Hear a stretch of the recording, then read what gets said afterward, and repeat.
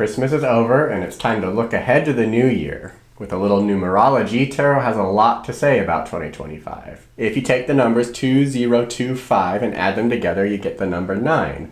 And the ninth card in tarot is the Hermit. Let me tell you a little bit about the story of the Hermit so you can see what fits in your life. And if you stick around, I'll show you how to come up with your 2025 card that you can use to set specific goals that will enhance your year. When the Fool, the main character in tarot who represents each of us, gets to this point in his journey, he's already built a life, fallen in love, worked hard, gone to war, been successful, and experienced failure. Now he finds himself in need of respite. And so the Fool journeys to a small cabin in the middle of the woods just as autumn is arriving. He spends his days in solitude, resting, cleaning, and thinking. At night, he heads out alone, staff in hand, an old lantern as his only companion. He isn't seeking anything specific, but follows whatever trails he desires, stopping to examine whatever catches the light from his lamp. In his solitude, he discovers much about the way he thinks. The corners of his mind where ideas and plans have laid dormant for years now begin to come to the light. The dark corners of the forest start to become familiar to him, illuminated by his trusty lamp.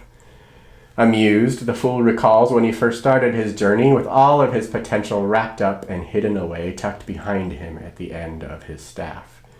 Now that staff points forward, carrying a light that guides his way, just like his inner light guiding his thoughts. It's too simplistic to say that the story of the Hermit is one of solitude, but of course it is. We all come to a point in our life where we question our purpose and existence. We may even start seeking the existential answers outside of ourselves in religion or philosophy. But the Hermit teaches us that those answers can only be found within ourselves and only reveal themselves when there are no other distractions. It's no wonder that this card comes after strength. This is the first time the Fool is not defining himself by his emotions and desires. But if emotion and desire don't make a person, what does? If we are not ready for the lessons of the Hermit, then the isolation can turn to loneliness. If this happens, then we find ourselves wanting to quickly return to the world before experiencing what our inner light wants to illuminate within us.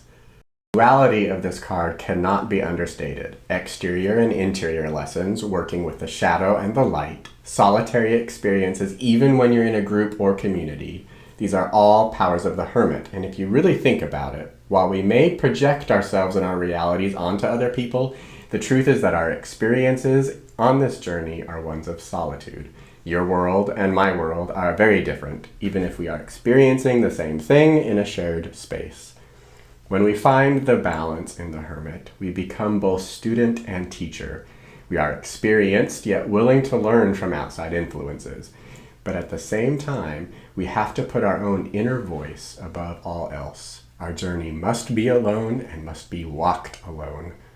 When the Hermit discovers this wisdom, he often picks up his lamp and returns to the world to be a light to others. As you experience a year of discovery and want to share your wisdom with others, the Hermit reminds us of an important lesson. Wisdom can't be taught. Someone may tell you how they became wise, but it's up to you to go out and gain that wisdom for yourself.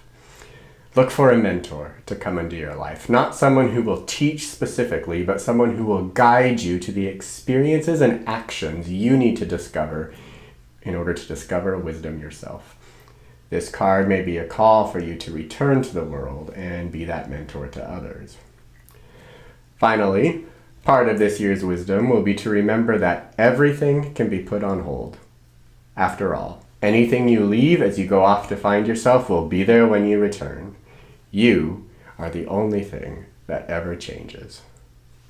May 2025 bring you introspection, experience, wisdom, and mentorship as you follow your own light. And if you want to discover exactly the areas of your life you need to seek internally, you can augment the energy of the Hermit by adding your own 2025 card to the reading. To find your card, take your birth month and date and add it to 2025. In my case, March 2nd, I would add 3 and 2 for the day to 2025, and this gives me 14, which further reduces to 5. This translates to temperance and the Hierophant, which means I'll be focusing on alchemy, balance, and how those relate to traditional constructs, recipes, and rules. There are 22 cards in the major arcana, numbers 0 through 21. So if you end up with a number over 21, keep reducing until you fall into that range. If you end up with a number under 21 that can still be reduced further, pull all of those cards from the major arcana to help you on your journey of discovery. You don't need to read tarot to gain further insight. If you'd like to read what I've written about these cards, you can find them on my website, tarotfellow.com. Just click on card meanings and then the major arcana tile. Then find the cards with the numbers that you arrive at. Click through them and you can read their stories. Happy New Year, everybody. I wish you a year full of enlightenment and wisdom.